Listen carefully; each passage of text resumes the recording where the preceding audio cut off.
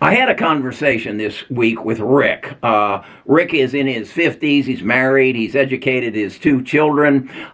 He's got his car paid off. He's putting money into his 401k, and he's got some extra money. And he says, I've seen you talk about this AI revolution, and you've compared it to the digital revolution that kind of ran from the early 2000s to currently. He said, how would I get involved in that, and how would I know what to buy and whatever? And I said, well, the first thing is, and he says, and I have an account with a financial advisor. Can I just buy stocks through him? And I said, well, you can, but you're going to be paying a premium, because even though you're picking the stocks and you're buying them, you're paying him a annual fee for assets under management, and that can range from usually about 0.75% to up to 1.5%. And you don't want to be doing that. So you probably want to open a brokerage account, and I would suggest you set up a Roth IRA. Even though you're in their 50s, if you work till 65, you're going to be putting money into it for, say, 15 years. And if you kind of get a gig after you're retired and you have some income coming in, as long as you've got some income, you can add to your Roth IRA. And what happens then is that Roth IRA, when you start accessing it, there are no taxes on your original contribution and or any of your growth. So it's a tremendous retirement vehicle to supplement over your 401k. So he said, okay, I understand that. He said, but what is the whole realm of this AI revolution? What's happening there? And I expressed to him that, well, what's happening is that back in probably in the 2000s, we switched from a hard drive to a cloud system. You remember, you used to have an auxiliary hard drive, or you had to upgrade your computer to get a larger hard drive, because you were accumulating this data. And that data then was, Microsoft came to us and said, hey, we've got Cloud One, and we'll give you access to that. And so your data will come to our servers in our data centers, and whenever you want to access it, you'll be able to. And Amazon said, well, we got something like that too. And Apple said, we do too. And Google said, we do too. So those are the four people who created these data centers that held our data that we got access to anytime we wanted. So now we don't have an auxiliary hard drive, and we don't have to upgrade our computer to a new hard drive. We just kind of build the software and the apps around what we want to do with our computer. So now, back in, I guess it was November of 2022, Sam Altman stepped up and says, hey, I have created a piece of software that actually accesses all that data and can give your customers access to all the knowledge in the world. What? Yeah. And in essence, I will give you an agent, we'll call it ChatGPT, and you'll be able to ask that agent any question, and it will search all the data in the world and give you an answer. Well, that was in November of 22. We're now approaching November of 24, and it has grown immensely. We can ask Samantha, our agent, questions. We can also ask her to tell us, to draw us images. We can even ask her to make this video. That's right. We can ask her to put the words that I wrote in a script in my mouth, so you believe this is really me, and when in fact it's an avatar. No, it's not. It is really me. But that isn't far off. And I think you've probably seen some things on Facebook and some of your social media things where you are seeing an avatar and they are saying words that are not real. Well, that's what's changing. And as a result, it is creating a growth opportunity for a number of companies, the companies who have the data. So how do you know which companies they are? Well, you kind of watch and see which one's spending a lot of money. Why would that be a clue? Well, let's assume you had a hardware store and it was growing dramatically, and you were very successful at it, and you got the idea, I think I would like to open another location, or maybe two locations. What are you going to have to do in order to build those new locations? You're going to have to buy land or rent land. You're going to have to buy equipment. You're going to have to hire people. Well, that's exactly what Amazon, Google, Apple, Microsoft, and Tesla are doing to take advantage of this growth opportunity called artificial intelligence. And so as an investor, I just go into their books and I look and I see which companies are feeding a growth opportunity. You have to feed it. And those are the people who are buying the chips, the GPUs, you know, a CPU and a GPU. The difference is a CPU is let's say it has a processing power of 10.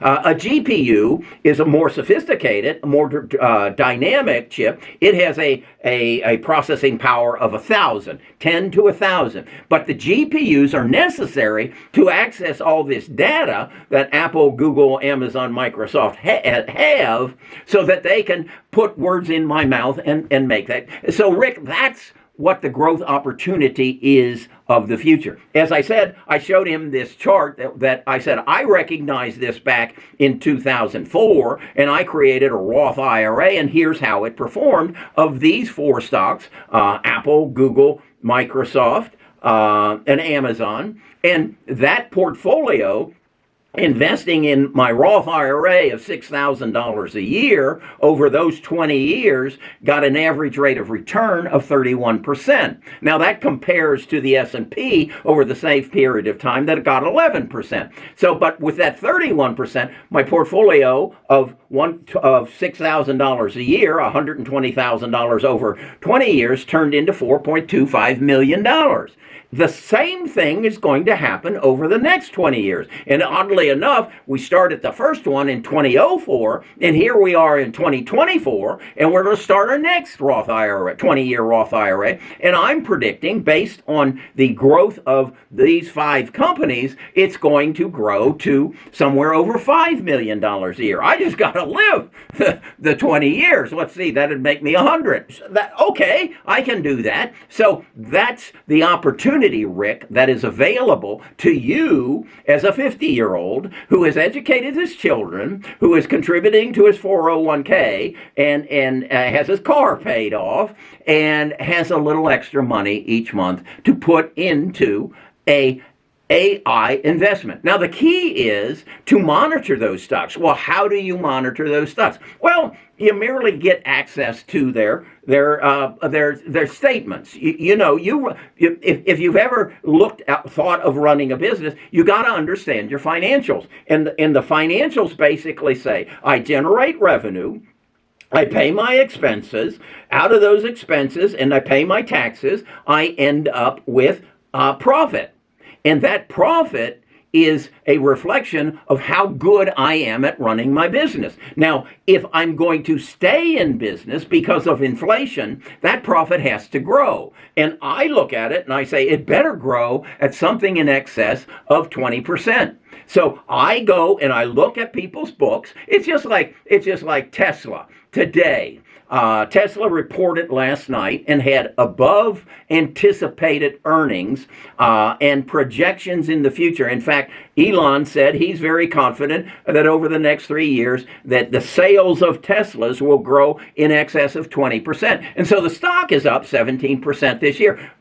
Or today. That is a reflection of the market's interpretation of how good Tesla is going to be in the future in producing profits. Well, I am aware of that because I listen to the earnings call. So I know what Elon is projecting. I know what Apple is projecting. And if you really want to know, particularly in Apple, and let me digress here a bit. In January of 2019, Jim Cramer was interviewing Tim Cook in an Apple store in New York City, and Cramer asked him, he said, what if we go to 2035 and we look back, what is Apple going to be remembered for? Watch this. On the healthcare in particular and sort of your well-being, This is an area that I believe, if you zoom out into the future and you look back and you ask the question, what was Apple's greatest contribution to mankind? It will be about health. Because our business has always been about enriching people's lives, and as we've gotten into healthcare more and more, through the watch and through other things that we've created with Research Kit and Care Kit, and putting your medical records on the iPhone, this is a huge deal, and it's something that is very important for people. We are democratizing it. We are taking what has been with the institutions and empowering the individual to manage their health. And we're just at the front end of this. But I do think, looking back in the future, you will answer that question. Apple's most important contribution to mankind has been in health. That's right. He said they were going to be remembered for medical. Because what he's told you is your watch. This was in 2019. Your watch is going to measure your heartbeat. It's going to measure your glucose level. It's going to measure everything. And then it's going to talk to your phone. And it's going to then transfer that information to your doctor. And it's going to compare it to the glucose level, the heart rate of everyone else in the world that has any relevance to you, and give you a prediction of what's going to happen next. And that's what Tim told Jim in January of 2019. And it's about to happen because I wear a Fitbit. Every day I check my heartbeat. I check to see if it's moving up and down. That information goes to Google. All I got to do is Google sooner or later is going to connect me, probably through Oracle, to the medical field, the hospitals of the world. So wherever I'm at, whether I'm in Yugoslavia or Paducah, Kentucky, my watch will notify the local hospital that Kerry's having a heart attack or his sugar level is out of range. And an ambulance will show up to take care of me because my watch knows exactly where I'm at. It has a GPS. That's what's coming, Rick. And that's the revolution that you have an opportunity to invest in if you'll open a brokerage account and put it in a Roth IRA. And right now I suggest you buy Amazon, Google, Microsoft, Apple, and Tesla. And maybe even Palantir. And you're going to end up, if you can put $7,000 now in a year. If you do one for each you and your wife, you'll have $10 million in 2044. Don't write that in stone and don't put it on my gravestone. But Rick, that's the opportunity that is in front of you. All you have to do is access these earnings reports, access their books, understand their books, interpret them, and then make an appropriate investment. Or you can join a group of people who do that together. That's called a tribe. That's Best of Us Investors. That's what we do. And you can enter at as little as $9.99 a month. Or if you want to do swing trading, and that is trade on a daily basis or a weekly basis, that goes up to $60. All I want to do, Rick, is give you the opportunity to stop, to add to your production from your job and achieve millionaire status in a passive income stream. Okay? So when you get to retirement, if you can muster up, what would it be, $14,000 a year, so that you have a Roth IRA and your wife has a Roth IRA, I'm confident that you'll have about $10 million in those in 2044. Okay, Rick, that's my take on it. If you want to talk about it some more, why don't you show up Friday at our Stock Talk? It's a Zoom call.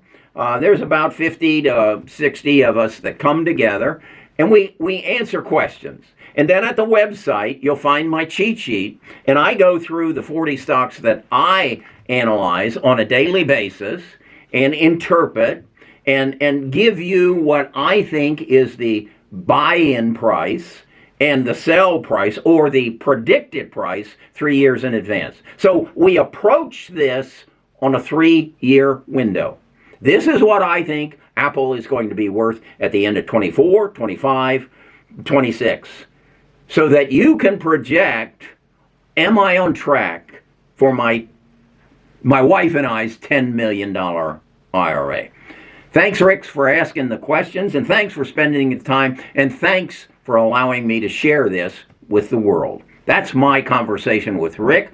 I'm a retired financial advisor. I'm a CFP, a CHFC, and a CLU, and I'm working to become a financial analyst so that you and I can make better investment decisions for the rest of our life. We can level the playing field with Wall Street. They've had access to all this information for years.